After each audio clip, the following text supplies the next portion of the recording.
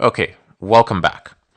So, as I said in the previous tutorial, here I would like to write a function that accepts an integer and then tears it apart and then takes the last digit of that integer and returns it as a value.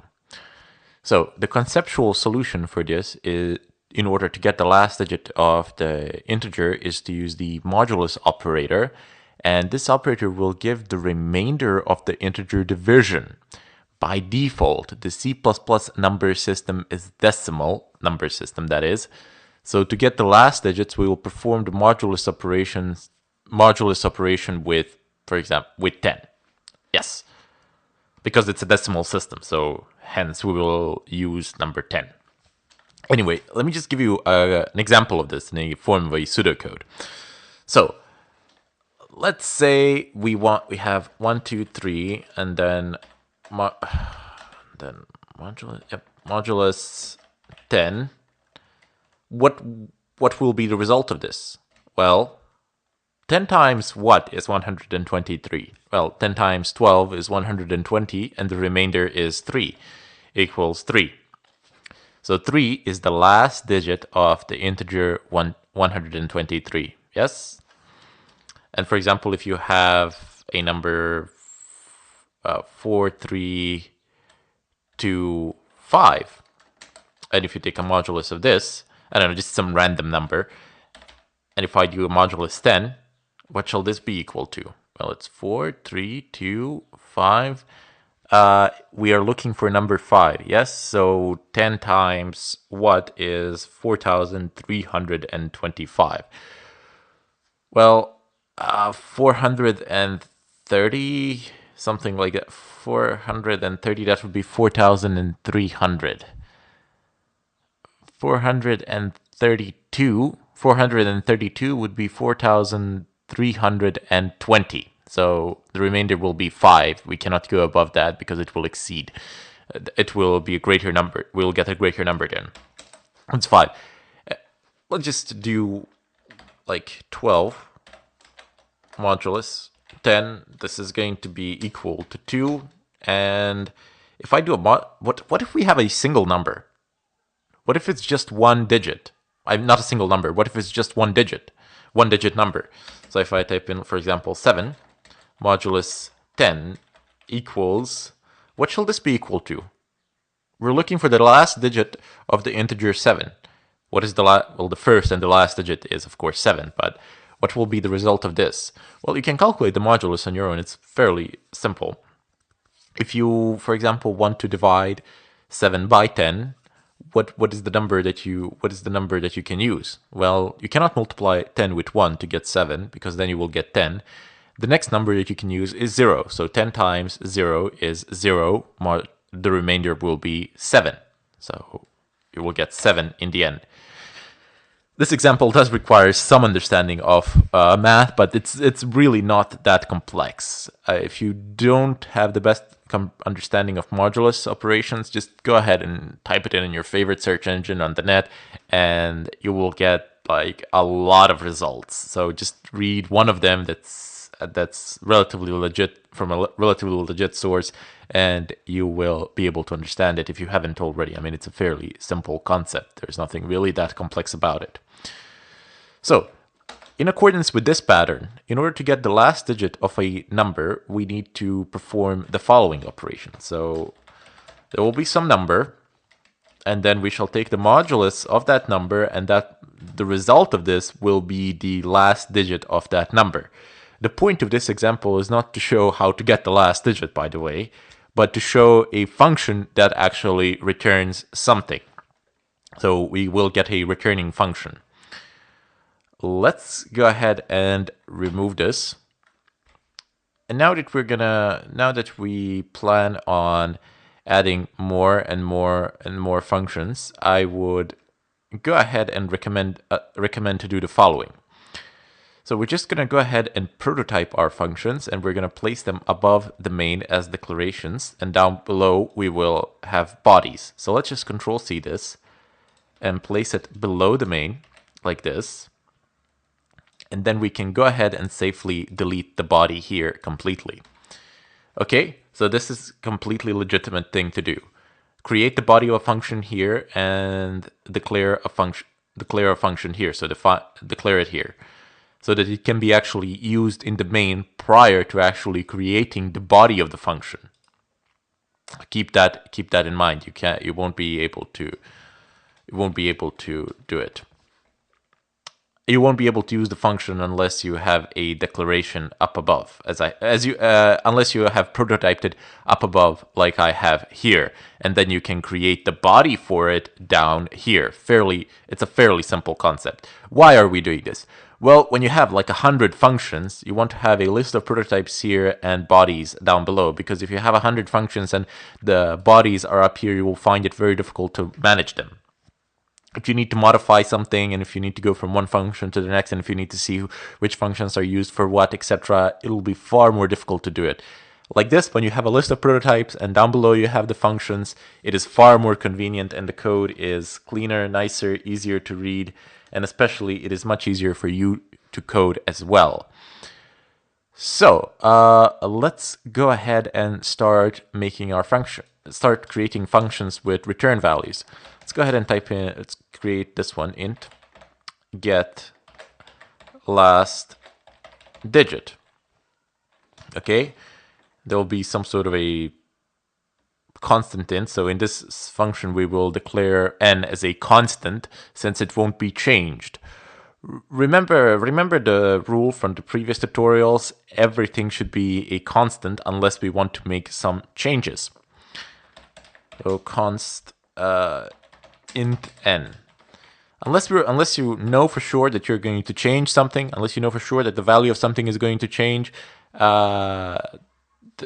like if it's going to change, okay, fine, leave it as int. If you know for sure that it's not going to change, and that you, or on the more important side of things, if you don't want the value to be changed, then use const, because along the line in the code somewhere, when you have a lot of lines, you might end up accidentally changing certain values which you do not want to be changed. So a good safe precaution is to use const in front of the int or float or whatever. So we have prototyped it there, and let's go ahead and be lazy. So Control C this, and let's go ahead and create the body here. Okay, so the body of the function will be as follows. You will have int result, and shall we use the long version? Sure, let's go ahead and use the longer version, and then let me show you a trick to shorten your path. So this n that is passed to the function shall be, from this n that is passed to the function, we shall take modulus, and we shall store the result in a variable called result. Down below, we will just go ahead and return the result. So return result. So function is definitely not void, as it does return something. It has a return command. Only main function does not have to have return. In that case, it is considered that the return 0 is there anyway. All the functions must have a return value unless they are void. So you cannot write int here and then have no return values down below. That would not really work. You can only do that with void. And in int main, you can actually omit the return 0 and in the end, as it is assumed that it is always there. But I don't really like to do that. I like to leave it there. It really doesn't harm. It's just one extra line of code, and that's it. Only in the case of main function can you have like int here and no return at the bottom. So keep that in mind. But there is no need for you to do that. Always type in return 0 at the end of main.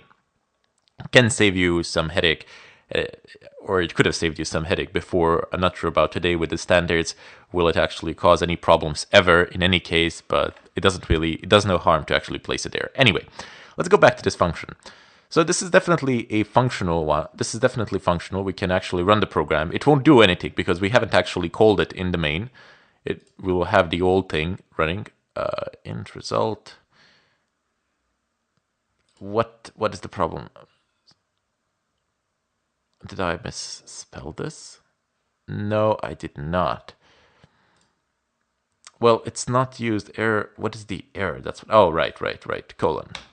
That it gives a it also gives you like warnings when things are not used, etc. But warnings in and of themselves will not prevent the compiling to occur. Warning will only be a warning. An error will prevent it. Okay, so as before, nothing. Just gonna type in 0 to terminate the program, and then I press Control C to close it. No big deal. You see, even though the function has been prototyped, and even though we have created the body of the function, we have not called it in the main. Therefore, it won't actually do anything. So let me go ahead and show you a bit of a trick here, which can save you some time.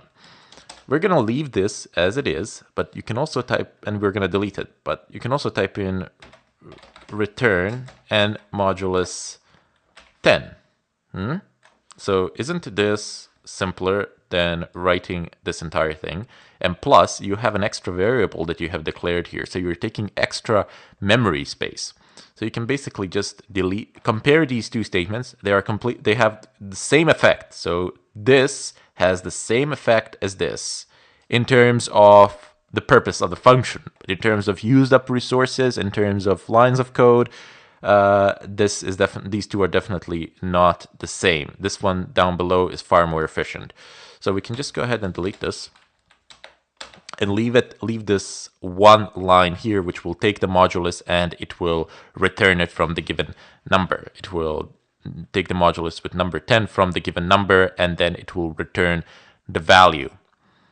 So we can see that we can declare variables inside of functions, but when they are declared inside of functions, they are for those functions alone, unless they're static or something like that.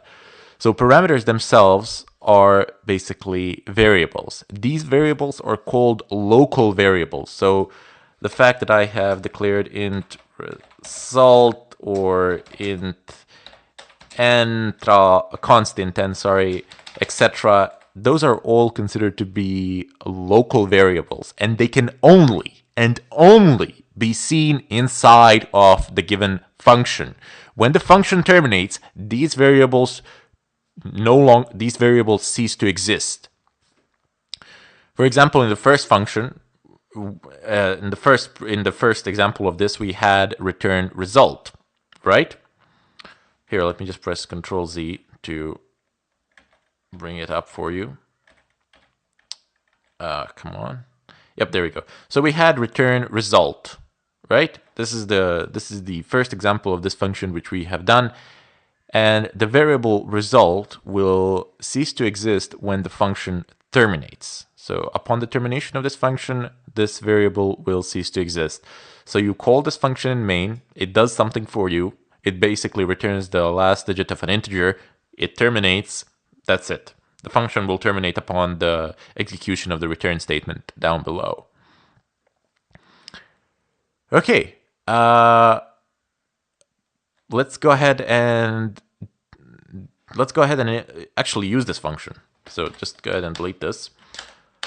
Let's go ahead and use it. So this while statement, we're not gonna need it for the time being. So let's just go ahead and remove it. And we're gonna go ahead and just say int n, something that the user will input. Could have actually taken it from the last one, but cout, I don't know. Enter number, just lazy, don't feel like writing it. stdcn n, and down below we shall have an integer value, so int last digit equals get last digit, and we shall pass n to it. Okay, so the fact that I have, again, the fact that this is n and the fact that this is n, they have nothing to do with one another. This could have been written like this, and then I would just, I always have these innovative names for the variables. This could have been num and this here could have been num, and this here num. So no big deal, doesn't make a difference. But I always like, I don't know, if I don't have to change the name, I don't change the name because it really doesn't matter. As I said, this is localized to the function. That's it. It's not like anything outside of that function. Just imagine that it does not see that variable at all. Okay, so get last digit, and we shall pass n to it. So this is a function. You see, this is a function call that we have here. This is a passing of an argument to the function, and we will get a return value from this function, and this return value we will store into the integer variable called last digit. Okay, so let's go ahead and do this. std :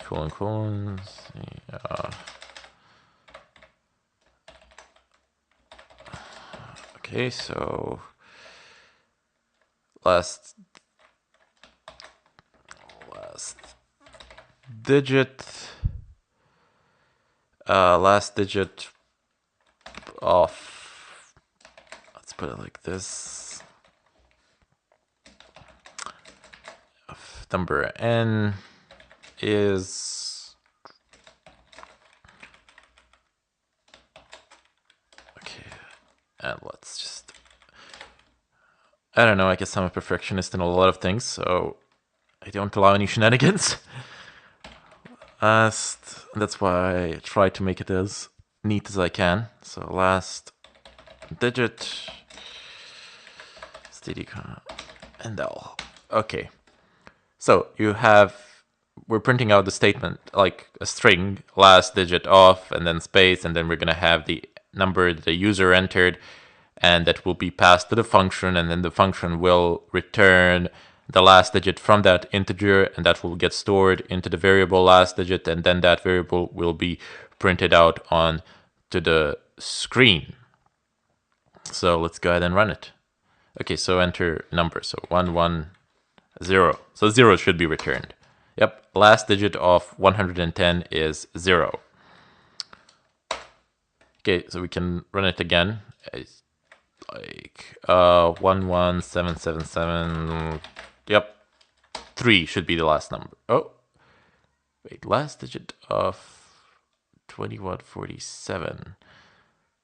Okay, yeah. Right.